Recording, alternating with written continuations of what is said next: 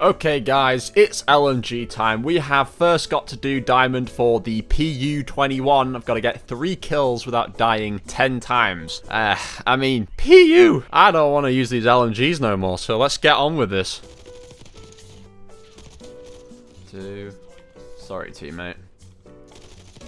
3. There we go. First one is down. Hey. Let's go. Okay, next one up on the list is the XMG, so let's go. Oh. 3. Let's go! That's the XMG down. Beautiful. And finally for the list, we have the GPMG7.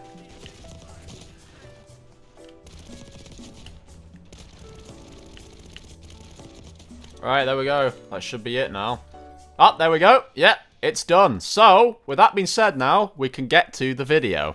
Okay guys, so as you can see from the intro, we have now got diamond on the LMGs in Black Ops 6 multiplayer, and honestly, I have taken a few days, maybe a week, since my last camo upload video, and I know that isn't a long time, but in camo grinding time, it is quite a big jump since the last one, and that's actually because I've been working on both LMGs and marksman rifles, and it wasn't actually intentional, but let's just kind of get into it and discuss, like, the LMGs, how they were to do, and just the overall grind, explaining the camos, giving you tips. So take this as basically a guide. I'm going to just explain to you each of the challenges and sort of explain how to do them as best as possible. So the very first LMG that you had to do was the PU-21, and this one asked you, you know, like all of them, they obviously are all going to ask you to do 100 headshots, and 100 headshots with the LMGs, you're really going to rely on close-up kills or medium range kills, or you're going to need to have a scope on at least to make things easier for you to hit the head. There isn't really a strategy that can make this any easier for you. You've just got to aim for the head, and like I said, the optics are going to be the best way of easing this challenge so you can actually hit the head. But other than that, go on like maps like Nuketown, maybe go on like Face Off. These are the maps where you're going to get the most headshots quickly because you're not waiting as long to get into gunfights, and because you're obviously on medium to small maps, there's a higher chance that you're going to be up close to people, meaning it's easier for you to hit them in the head instead of missing them and hitting them in the chest or something. So that is basically all you can really do. And obviously, something you will need to make sure to do over your class setups especially is to increase sprint to fire and ADS so that it's easier for you to pull the gun out as quickly as possible and aim for the head. Because if you're on smaller maps on face-off and stuff, you are probably going to notice that whilst trying to pull out the LMG, it's a bit slow and you probably won't get enough time to actually shoot the person before they shoot you. So that's something you want to take in mind. But let's actually talk about the special camos. So the very first one for the PU-21 is that you've got to get 30 kills shortly after sprinting with the PU-21. So 30 kills shortly after sprinting is going to happen naturally. This game has fast-paced movement, and the modes that you're playing in, 90% of the time, you're going to be sprinting. So there's no reason that you wouldn't be sprinting and then getting a kill. It's probably going to happen shortly after it anyway. And I think the cutoff time is maybe about 5 seconds after sprinting, 3 seconds, I'm going to say, until it won't track. So you'll probably get that one done without actually trying. And the other one is to get 2 kills without reloading 10 times. So 2 kills without reloading is very simple. Go on smaller maps, like I say, so your odds of hitting another person in between the not reloading part is going to be more highly likely. If you're on a bigger map, you're going to be wasting a ton of bullets just firing it, waiting for someone to show up so you can take them out, and it's not going to work out for you at all because you're not getting as many gunfights. So it should be obvious, if you're going onto maps that are smaller, Nuketown, Face Off, that kind of thing, you are going to have people everywhere, meaning if you start firing at one person and you keep holding the trigger and it's just firing everywhere, someone else will likely come around the corner or come into view and you'll be able to hit them as well. But you've got to do that 10 times. Just don't release the trigger after shooting the first person. And then the next LMG we actually had to do was the XMG. The first XMG special camo actually asks you to get 2 kills without releasing the trigger 5 times. Same thing again, just got to not release the trigger and kill people 2 times. And yeah, that one is basically what we just saw before. And then the other one is to get 50 kills while moving. You can literally be moving anywhere as long as it's actually your character that is moving around on the map, not pointing the gun around. That doesn't count as moving. It does mean obviously whilst walking. So as long as you're walking, sprinting, you could be hip firing someone as you run past them. You could slide and shoot somebody, whatever it may be. Just as long as you're moving, even ADS while walking and shooting, this will track really easily as well. And then the final LMG, which is the GPMG7, this one's special camos. They ask you to get 50 eliminations while the strategist combat specialty is active. So like I've explained for saw other videos about these sort of combat specialty challenges, you don't have to wait for some sort of in-game thing to kick in, like a bonus or special effect. There's nothing like that you've got to do. Just simply having the desired perks that it's asking you to have on your class setup and just getting kills is going to do this. So with the strategist combat specialty, the strategist is enabled by having 3 green perks on your class. So take any 3 green perks in all the slots, and this will enable the strategist combat specialty. And then the other special challenge that it's actually asking you to do is to get 30 point blank kills. Now, 30 point blanks, to anyone who isn't too aware, it will tell you if you've gotten one on the top of the screen. The medal will pop up saying a point blank, but for anyone who doesn't even know what one is to begin with, a point blank is literally someone being on the point end of your gun, so really close up to you. So not a close range kill like, oh, someone's about 12 feet away from you. No, they have to be in front of you, really close up, and essentially you're just blasting them up close. That's what it means. So now let's get to the gold and the diamond challenges. So the gold challenges for all of these guns obviously are to get 10 double kills or better. The or better just means if you are to do numerous numbers of double kills in one life without dying, it will stack. So if you get a double kill, another one, another one, another one, they're all going to add as pieces of progress to the bar. So as soon as it's out of 10, if you get a double kill, that's 1 piece of progress out of 10. If you get another double kill, you get another piece of progress, and so on and so on. So you can do multiple in one life. That's what's great about these challenges. They do stack, so you don't have to get double kills and then die and then repeat it again and then die. You don't have to force yourself to die or blow yourself up or anything like that. It will stack. And then for diamond, you've got to get 3 kills without dying 10 times. Now, the easiest map for this is either going to be Nuketown if you're all right with just playing on Nuketown, or if you want it to be even easier, go on to the face-off maps, especially if you want to play in hardcore as well. It will be more difficult if you're in hardcore, do be warned, because you're going to die quicker because you're one shot to everybody else, but it makes other people one shot as well. So there is that benefit. But if you don't want to be, one shot killed immediately, and you don't want to be doing that on a face-off map of all things, then yeah, probably just go in core and go on face-off, because like I say, face-off, everybody is everywhere, especially on stakeout, that one map, or pit. Those maps are full of people running everywhere, and you're going to be able to get 3 kills without dying 10 times very easily. Just try to be a bit more strategic instead of pushing, because if you're pushing with an LMG, you're likely going to lose. Let's be honest, the gun is heavy, and it's not going to win the first-hand advantage in a gunfight compared to someone who's using a SMG or something like that. So you do want to be a bit more strategic with these challenges generally, but my general advice for all of these challenges is just to play on Nuketown and face-off, because these are the smallest maps in the game, and they're going to really accelerate the speed of your camo grind. But that is essentially all of the 3 LMGs. They're not actually too difficult to do, and I actually really enjoyed doing the LMGs. Not that they're my favorite, but I did enjoy getting them out of the way. At least they are not the worst weapon class in the game, I would say. The only real annoyance that you're going to notice with these camo grinds, especially overall, and maybe not just the LMGs, is that sometimes they are locked behind the level progression stages. So if you haven't reached a level like, let's say 52, you can't use the final LMG, so you're waiting a while leveling up trying to get that gun unlocked. So that's what kind of forced me, like I said at the start of this video, to use marksman rifles, because I was thinking, well, if I can't use this LMG until I get to level 52, the final one, then I'm going to have to do a different weapon class until I get to level 52. So I obviously went off and did the marksman rifles, and that's kind of what forced me to use those as well and to grind those at the same time. So the marksman rifle video will probably be out soon after this. But yeah, so that's kind of the main thing. It's just the leveling really that slows things down. That is everything. That's the gold, the diamond, the specials, and the military cameras. Now I'm going to rank these guns like I always do from best to worst, and I had to say it's quite difficult because there's a lot of contextual things that can affect where I would rank them. For example, most of these guns have a very low amount of ammo in their belt. Now, typically, it's a lot of ammo compared to other weapons, but because of how fast the LMG runs through that ammo, it's considered a little amount. Now, this is the major problem with the PU-21, is it by default only has 75 rounds inside of the belt, and it doesn't take that long before it runs out. But the PU-21 seems to have the best, I guess, accuracy. It has like the best no recoil kind of feel. I'm guessing the reason it's called the PU-21 is because it stands for Pulmiet, and we've seen the Pulmiet in other COD games, and it was very good. So it's not actually that bad, especially up close and medium range. But the other problem with this is, again, recoil isn't great, and if you haven't got an optic, you really can't seem to hit people at very longer ranges. The XMG, honestly, is really fun to use. I think that one's going to go in first place. The XMG, whilst it does require you to maybe put on a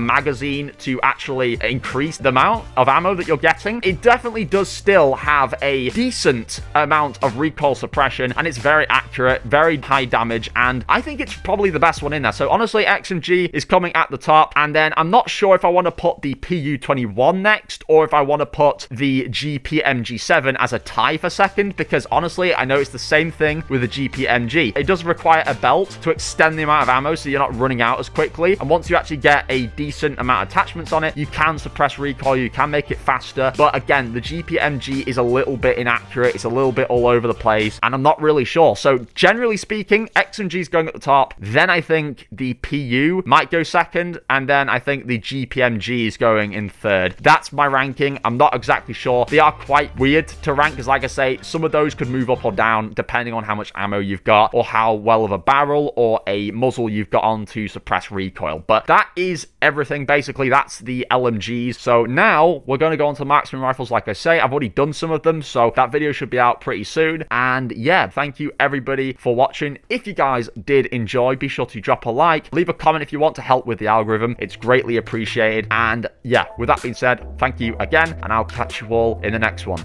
Bye, guys.